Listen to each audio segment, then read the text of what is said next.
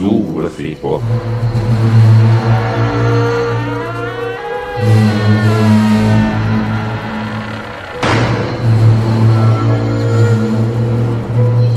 Nous prenons maintenant possession des ondes.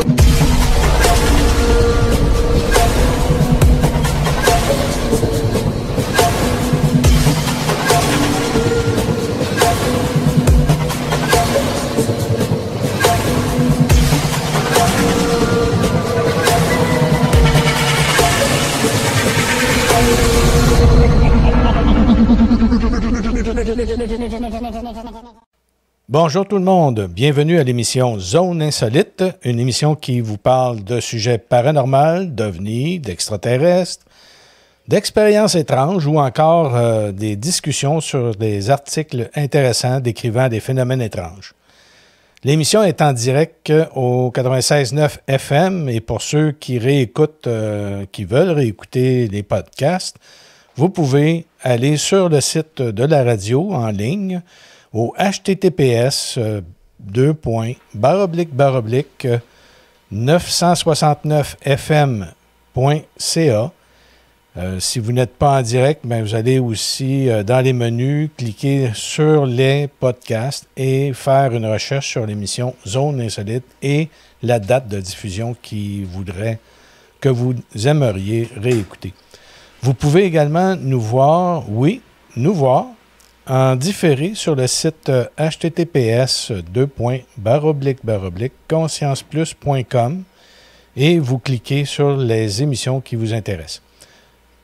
Alors, mon nom est Denis Guy et... Pascal Bourbonnais. Bonjour Pascal. Allô. Oui. Une grosse fin de semaine en fin de semaine? Oui. Toi, je voudrais parler un petit peu avec des gens, des invités qu'on a aujourd'hui. Est-ce que toi, tu crois à ça, les maisons hantées? Ben oui, j'ai vécu dans une maison hantée pendant un bon certain temps, moi, là, fait que quand j'étais jeune. Fait que, oui, moi, c'est toujours quelque chose qui m'a passionnée aussi, parce que j'ai toujours voulu comprendre ce qui se passait, parce que comme je l'ai vécu, tu vas essayer de comprendre. Fait que, oui, avec tout ce qui est paranormal, moi, c'est... Oui, c'était-tu bien hanté, quelque chose qui se répétait, quelque chose qui était fort? C'est arrivé avec le phénomène d'un jeu Ouija, puis après, ça a été l'enfer les restants des mois qu'on restait là. Ah, bon, fait que ça donne une bonne idée. Ouais. Ben voilà, on a des invités aujourd'hui, puis je vais leur demander de se présenter. Alors, j'aimerais ça que quelqu'un d'entre vous, vous êtes quand même 3 là, présentement. Alors, présentez-vous. Ben, je peux me lancer. Alors, mon nom est Sheila. Je suis un des membres fondateurs, en fait, de Paranormal 3R, notre équipe en recherche paranormale. Donc, je suis enquêtrice pour cette équipe-là. Et moi, je suis Anthony. Je suis aussi le conjoint de Sheila, cofondateur de Paranormal 3R. Donc, c'est nous là, qui avons démarré cette équipe-là. Fait qu'on est de Trois-Rivières. Oui. Julien. Moi, c'est Julien. Moi, je suis un collaborateur avec Sheila et Anthony. Excellent. Alors, si on revient à vous, Sheila, qu'est-ce qui vous a amené, vous, à vous intéresser à ces phénomènes de maisons hantées ou d'endroits hantés? Qu'est-ce qui vous amène à ça? Ben, en fait, je dois vous avouer que ça a été un de mes centres d'intérêt, en fait, depuis du plus loin que je me souvienne. Déjà tout petite, j'étais intéressée là, par les phénomènes inexpliqués, l'ésotérisme en général. Donc, c'était vraiment quelque chose qui était toujours un peu comme dans mon fil de pensée, si je peux dire. Au fil des années, ben, j'en suis venue à rencontrer Anthony et là, notre histoire débute en fait avec la pandémie. Notre histoire paranormale débute avec la pandémie parce qu'absolument, comme tout le monde, il fallait bien se trouver des occupations pour passer le temps. Fait qu'on s'est mis à écouter beaucoup d'émissions en fait là, de recherche paranormale sur les channels américains. Puis à un moment donné, on s'est regardé puis on s'est dit, ben écoute, ça nous intéresse tous les deux. On a des aptitudes tous les deux. Fait que plutôt que de passer nos veillées à regarder les émissions à la télé, pourquoi on tenterait pas quelques expériences, nous aussi. Ah, c'est Fait ça. que- Action, action. Action. Voilà. Fait que c'est comme ça que tout a commencé. D'abord, simplement lui et moi. Donc, on a tenté quelques petites expériences dans la région ici, en Mauricie. Puis les choses se sont développées quand même assez rapidement jusqu'à aujourd'hui là, d'être une équipe complète et très active là, en recherche. Donc, Anthony, toi, tu as pris part à cette recherche de l'étrange. Oui, absolument. En fait, quand on s'est lancé là-dedans, Sheila nous a fait un cadeau. Il y a un organisme à Montréal qui permettait de faire comme ce qu'on appelle un tour hanté au niveau du Square d'Orchester, puis aussi avec le cimetière sur le Mont-Royal. Puis on s'est payé ça. Puis c'était comme notre première introduction en direct avec un enquêteur paranormal qui nous laissait utiliser ses outils. Puis quand on a vu qu'on pouvait avoir des réponses nous-mêmes sans même avoir d'expérience autre que ce qu'on avait vu à la télévision, on s'est dit, ben Colin, nous aussi on va s'équiper, puis on va commencer à regarder ça de notre côté, là, de faire nos propres expériences. Puis c'est comme ça que Paranormal 3R est né. Oui. D'ailleurs, c'est là qu'on s'est rencontrés aussi. Ah, OK, à ce même événement. Ouais, j'ai déjà un petit passé dans le milieu, là, si on peut dire, là, mais c'est dans cette soirée-là qu'on s'est rencontrés, puis avec le thème, on s'est liés d'amitié, puis on continue. OK. Puis, dans le fond, vous l'avez dit avant d'être en ondes, mais pourquoi 3R exactement pour ceux qui se poseraient cette question-là? En fait, le 3R fait d'abord référence là, à Trois-Rivières, donc le berceau, on peut dire, là, de notre équipe, puisqu'Anthony et moi y vivons. Mais le 3R fait aussi référence là, à nos 3 valeurs de base, qui sont respect, recherche et résolution. Donc, parce que pour nous, comme équipe, c'est pas suffisant que d'aller détecter ou d'aller chercher des phénomènes paranormaux. On a aussi à cœur, c'est même central pour nous, d'offrir à nos clients la résolution des problèmes qu'ils vivent là, dans leur maison, au niveau là, des enquêtes privées, évidemment.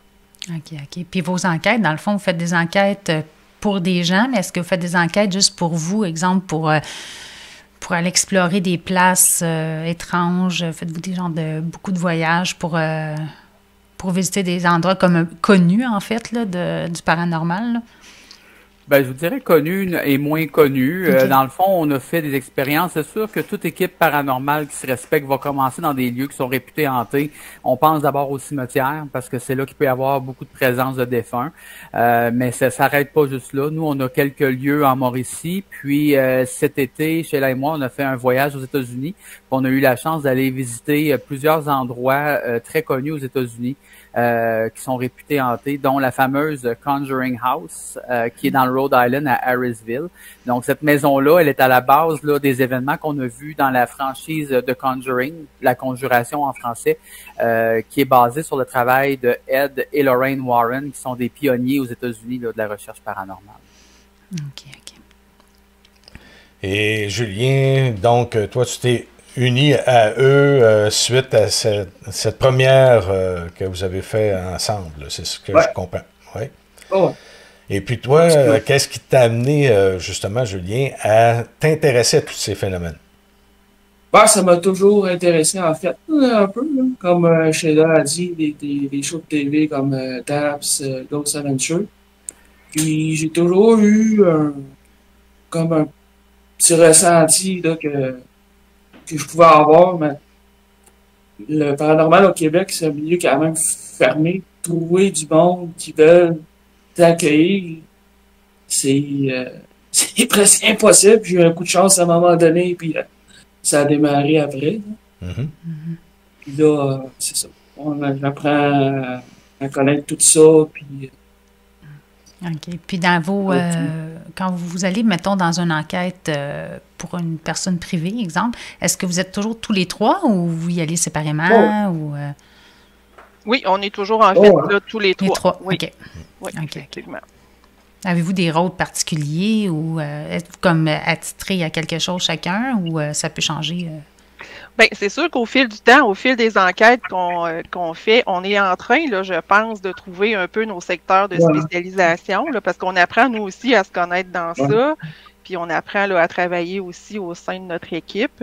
Mais je vous dirais là, que de toute façon, les 3 membres, on peut être appelés là, à tenir n'importe quel rôle dans une investigation donnée. Moi, avec le temps, je suis en train de me définir beaucoup comme une bonne preneuse d'images.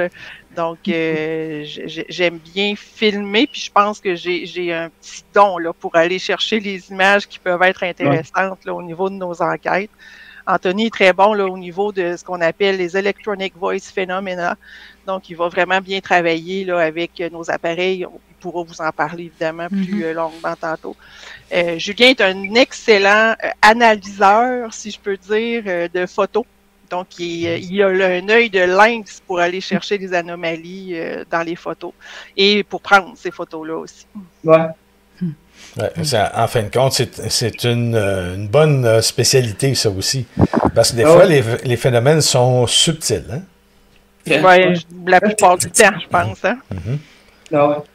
On n'est pas toujours gâtés. Alors, pour revenir un petit peu à vos expériences, est-ce que parmi vous, il y a quelqu'un qui a plus de ressenti au niveau des énergies, au niveau de ce qui se passe alentour?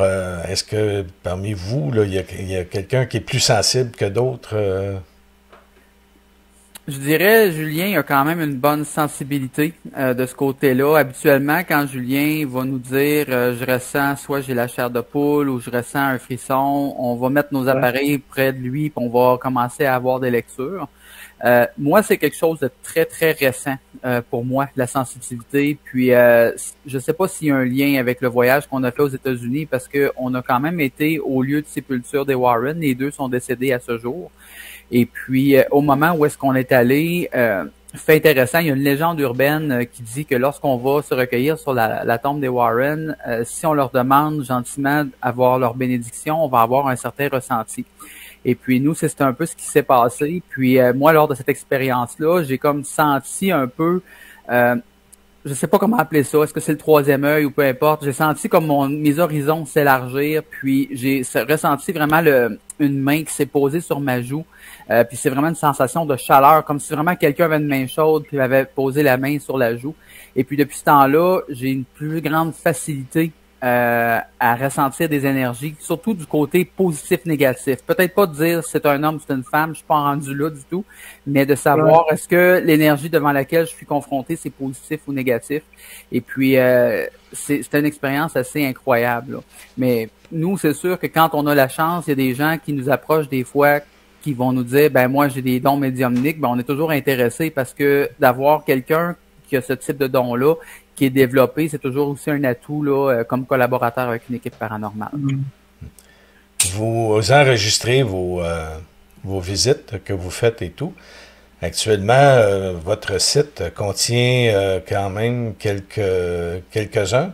Est-ce que vous avez encore en banque un paquet d'autres? Oui. Oui, beaucoup, beaucoup, beaucoup. En fait, en recherche paranormale, on dit souvent que l'été, c'est notre grande période active. Simplement parce que, bon, il y a plusieurs sites qui sont en extérieur, qui seraient pas mal moins accessibles là, en hiver. Donc, pendant l'été, on accumule énormément de données vidéo, de données audio. Et dans notre saison plus encabanée, entre guillemets, on va là, procéder à l'analyse puis au montage, en fait, là, de ces enquêtes. Faut dire, j'ajouterais juste pour compléter ce que Michel a dit, pour tout ce qu'on capture en audio et en vidéo, pour produire un documentaire d'environ une vingtaine de minutes, on calcule entre 40 et 50 heures de travail en arrière de ça pour l'analyse, la compilation, la structuration de nos preuves, de mettre ça en structure, puis après ça, monter ça en vidéo avec des logiciels spécialisés. OK. Est-ce que dans les logiciels, c'est des choses que vous avez que vous êtes habitué? Je veux dire, est-ce que vous faisiez ça avant de procéder? Non. Donc, tout est Je vous vois faire non, là. C'est à Non, l'audio, là, non, personne ne c'est vous bien. voit, là, mais... Non, puis c'est un côté, je pense, en tout cas, que moi, me motive énormément depuis qu'on travaille en recherche paranormale. C'est justement tous les apprentissages que ça nous amène à faire hein, en parallèle de tout ça. Donc, il y a évidemment le maniement de nos appareils de recherche en tant que tel, mais tous ces programmes-là qu'on doit tranquillement là, comprendre au fil de nos recherches. C'est impressionnant parce que ce qu'on utilise, la plupart, ce sont des logiciels qui sont gratuits, donc on n'a pas besoin d'investir dans notre poche, mais c'est toute la notion, maintenant avec les médias sociaux, YouTube et etc., on a beaucoup de vidéos qui, les DIY, les do it yourself, faites-le vous-même. Donc on a visionné de ces vidéos-là, justement, des gens qui connaissent ces vidéos-là, en fait, excusez-moi, ces logiciels-là qui nous montrent les fonctionnalités, puis c'est comme ça qu'on a appris à les manier. Puis après ça, ben, c'est essai-erreur, on fait nos propres expériences avec les logiciels. Ouais, je sais de quoi tu parles. Parce que moi aussi, j'ai appris sur le tas pour le faire. Là. Puis à regarder sur YouTube comment faire quelque chose, d'être pogné en train de faire ton montage, je dis, voyons, je veux mettre rien qu'un titre, voyons, qu'est-ce qui se passe? Exact. Puis, ouais, d'apprendre sur le tas, je connais ça. Elle est même meilleure que moi. Mais non. Fait que, dans combien d'endroits que vous avez visités jusqu'à maintenant? Combien? Ça se compte plus ses doigts, là. Non, exact. Peut-être, on est rendu, peut-être, je dirais, un petit peu plus que d'une vingtaine d'endroits, à peu près, là, qu'on a visité. Ah, quand même, hein? OK. Puis des endroits plus pour des clients ou plus pour vous, pour faire vos propres enquêtes? Ben, deux enquêtes privées jusqu'à date. Okay. On en a d'autres qui s'en viennent parce que les gens, on a commencé à publiciser ce service-là sur notre site web, là, notre page Facebook. Puis les gens voient les vidéos. Puis à notre grande surprise, c'est le phénomène du bouche-oreille, c'est-à-dire que les gens, des fois, vont aller sur des sites ou des pages Facebook, des spotted, puis vont dire « je vis telle situation », puis là, on se fait taguer. Donc ça, je pense que c'est la plus belle récompense, la plus belle paye qu'on peut avoir, justement, quand les gens prennent connaissance de nos contenus, puis après ça, ils viennent nous taguer. Mais la plupart, à date, c'est des lieux où est-ce qu'on peut aller de façon publique, là, c'est pas nécessairement interdit. C'est sûr que dans notre approche, c'est là, le dit, le respect, c'est une de nos valeurs. Donc, nous, quand on va en quelque part puis qu'on sent qu'on n'a pas le droit de rentrer, on n'ira pas faire de l'intrusion. Mais quand c'est des lieux ouverts au public, ben on y va dans un esprit de respect puis on peut faire nos enquêtes directement là. Okay. Lorsque vous dites des endroits que vous sentez que c'est une impression que vous avez que là, cet endroit-là, vous ne pouvez pas y être ou... Des fois, il peut y avoir des pancartes, là, ça va être écrit propriété privée, ces choses-là. Okay. Donc, c'est sûr que oui, des fois, là, l'idée, c'est pas de faire de l'intrusion, mais en même temps, Julien aussi en a glissé un mot tantôt, le paranormal à Trois-Rivières, au Québec, c'est pas nécessairement c'est pas une science là qui est très établie comme aux États-Unis. Aux États-Unis, on parle de paranormal, les gens d'emblée vont dire « Ah, moi, je connais tel lieu hanté. » Mais quand on parle de ça au Québec, c'est un peu plus tabou. Puis les gens sont très protecteurs de leur vie privée. Puis souvent, ils voient ça comme des éléments de leur vie privée quand ils vivent des situations comme ça. Donc, quand on va dans un lieu, on va penser, mettons, à un lieu très connu, l'asile de Sainte-Clotilde, d'Orton, mais ça appartient à quelqu'un, ce terrain-là, puis il veut pas que personne y aille du côté du paranormal. Donc, quelqu'un qui va aller s'aventurer dans ces coins-là, il va avoir des pancartes pour dire pas de gens qui vont faire de l'intrusion, des choses comme ça. Ils surveillent très bien. Oui, c'est des lieux qui sont souvent très surveillés parce que justement, avec tout l'engouement que le paranormal peut susciter, il y a plein de gens de toutes sortes d'horizons qui sont peut-être même pas des professionnels, qui veulent juste aller chercher des sensations fortes, vont aller là, puis ils n'ont pas d'affaires là. C'est bon. Oui, puis en plus, mais je sais qu'aux États-Unis, là, c'est vraiment, c'est très populaire, en fait, le paranormal. On dirait qu'il y en a, là, quand tu fouilles et tout ça. Là, je sais, moi, comme je disais tantôt, ça m'intéresse beaucoup. Fait que c'est pour ça que je suis allée voir ça. Puis j'ai dit, bon, d'où, tu sais, même, il y a même des villes là, qui se disent, là, bon, mais les autres, je m'en rappelle plus laquelle, là, c'est un nom anglais, puis moi, l'anglais, ouf, oublie ça. Mais, tu sais, c'est vraiment, là, c'est dans leur culture, là, quasiment, là, tu sais, c'est très... Ils se battent pour le titre de la ville. Oui, c'est ça, exactement. Savannah, en Géorgie. Oui. C'est Salem. Puis c'est là où il y a eu la guerre de sécession aussi, c'est ça? Ouais. Ouais, fait que, c'est très, très hanté. Ben, hanté. Est-ce que c'est hanté? Je sais pas, mais en tout cas, je sais qu'ils font beaucoup, beaucoup de publicité, là, puis quand tu vas là, Ouais. il y a des pancartes. Ici, oublie ça, on parle de paranormal, puis le monde veut se cacher encore un peu, malheureusement, là. Je suis allé aux États-Unis cet été, puis il y avait un site pas loin là, d'où j'étais. J'ai pas réussi à trouver la place, mais le site internet, c'était un fort hanté, une visite de fort. Mais il y avait tout un historique paranormal qui faisait partie du voyage. On n'a pas ça ici au Québec. là. Ben oui. Puis il y en a même un endroit, je sais plus c'est lequel, parce que je suis un YouTuber qui fait ça aussi. Il fait ça en France, mais il se promène partout, là. Puis, je ne sais pas si vous le connaissez, il s'appelle Le Grand JD. Je sais pas si Oui. Ouais, Ah oui, bon. on l'adore, oui. Ben oui, là, en plus, il nous a gâtés ce mois-ci. Il en fait une fois par jour. Fait que là, moi, je suis accro. Là. À midi, je me plug, puis, puis je l'écoute. Là. Fait que c'est ça. Lui, il disait comme quoi, justement, il y avait été un endroit là, que quand tu rentres, là, c'est tout même, il y a quelqu'un qui t'amène, qui te fait signer une décharge, puis tout le kit. Là, c'est quelque chose aux États-Unis comparé Ah oui, d'ici, on a vécu Ouais. ça à la Conjuring House. Ouais, Ils nous font ok. signer une décharge, en fait, là, les libérant de toute responsabilité là, de ce Ouais. qu'on pourrait vivre là-dedans. Exact. Ouais. Aux Au États-Unis, Québec, il y a beaucoup d'intéressant à faire, là, comme les prisons, des endroits comme ça. Bien souvent, c'est fermé là, au bout. Là, pour... Ouais, ici, on a de la misère. Paranormal, là, puis- Ici, on a de la misère à avoir le droit d'aller visiter des endroits comme ça qu'aux États-Unis, ils Ouais. ouvrent toutes les portes. Ah ouais, venez-vous-en. Puis ici, Ah oui, tout à fait. c'est un petit peu plus fermé pour... il y a une culture très, très différente aux États-Unis de ce côté-là. Ils ont une vision différente, mais ils ont aussi, depuis longtemps, eux autres, ils archivent tout. Ils ont une culture, justement, où est-ce qu'ils sont fiers de leur histoire, puis chaque petite communauté a son club d'histoire, ses historiens qui connaissent ces lieux-là, Ouais. qui connaissent les légendes urbaines, ces choses-là. Donc, ici, quand on regarde, puis même on le vit, Sheila et moi, puis Julien, quand on fait des recherches sur un lieu, d'essayer de trouver des archives sur des lieux, des gens, c'est qui les anciens propriétaires de cette maison-là, Ouais. c'est extrêmement difficile. Aux États-Unis, ils vont quelque part à la bibliothèque, puis ils vont tout avoir ça, c'est tout archivé quelque part, c'est tout noté.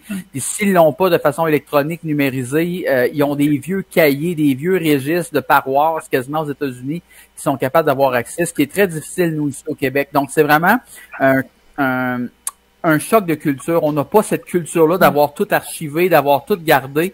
Puis tu sais, c'est ironique parce que notre devise au Québec, c'est « je me souviens », mais quand on va dans des lieux comme ça, puis qu'on pose des questions, on se rend compte que personne ne se souvient de rien, puis on n'a pratiquement aucune donnée. On est obligé de partir quasiment de zéro quand on fait une enquête. Ouais. Oui, intéressant. C'est plus dur pour vous autres, dans le fond, là, quand que vous faites ça ici au Québec. Fait que vous devez être porté à aller faire des titos souvent aux États-Unis. On a eu la piqûre. certain. Ouais, on a eu la piqûre. Ouais, puis, c'est ça. on se promet là, le plus souvent possible, en tout cas, de traverser là, pour quelques jours. Le monde, des fois, comment dire ça? Ils voient le paranormal comme le film L'Exorciste un petit peu. Ah oui. Mais c'est pas ça, là. C'est non, bien non. différent que ça. Tu sais.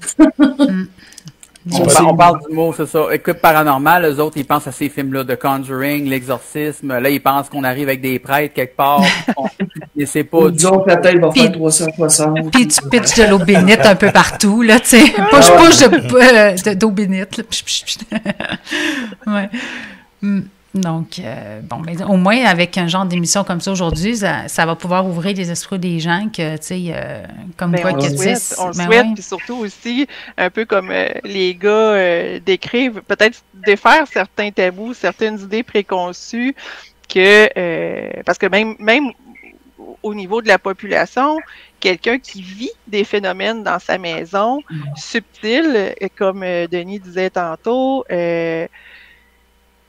un peu comme, comment je dirais, dans la nuance. Même certaines personnes vont dire, oh mon Dieu, ben c'est moi qui capote, c'est moi qui en invente, parce que justement, dans l'imagination populaire, avoir une maison hantée, il faudrait que les choses revolent dans la maison, Ouais. puis que les crucifix s'inversent, puis que bon, Que tout se met à etc. bouger.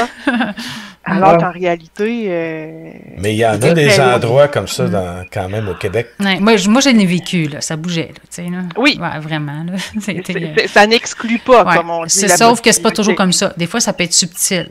Exact. Tu sais, des fois, ça peut être juste une sensation aussi tu sais, c'est pas nécessairement mauvais non plus, là, ce qui est là. Tu sais, des fois, ça peut être juste une personne décédée de ton entourage qui est là, mais qui veut te faire un coucou, puis tu le ressens et tout ça. Fait que c'est sûr que des fois, quand t'en parles de même, il y a beaucoup de gens qui se laissent fermer. Mais non, c'est ton imagination. Je sais c'est quoi. Je l'ai vécu, me faire dire que c'est mon imagination, c'est souvent. Non, j'en doute pas. Exact. Ouais, On a fait 2 enquêtes privées, puis mais il y a plusieurs personnes qui nous ont interpellés pour avoir plus de renseignements sur nos services. Puis la première chose qu'ils vont nous dire pratiquement quand ils nous en parlent, c'est est-ce qu'on est fou? Ils nous posent la question. C'est nous autres qui perdons la raison. Est-ce que ce qu'on vous dit, ça vous fait du sens? Est-ce que, tu sais, on a-tu l'air malade, schizophrène ou whatever? Mais c'est pas ça. Mais la première chose qu'on se rend compte comme équipe paranormale quand on est confronté à des gens qui vivent des situations puis qu'il y a des phénomènes inexpliqués, c'est qu'ils se demandent si c'est pas eux autres justement qui ont l'imagination trop fertile ou qui ont perdu la raison, puis ils ont besoin de se faire rassurer là-dessus. Alors, on va essayer d'avoir un récit de ce que vous avez vécu après nos annonces, parce que comme on est à la radio, nous, on doit passer à une annonce. Et puis, après, on va vous demander de nous raconter un peu ce qui vous a impressionné. CJMD 96.9. Branché sur Lévis.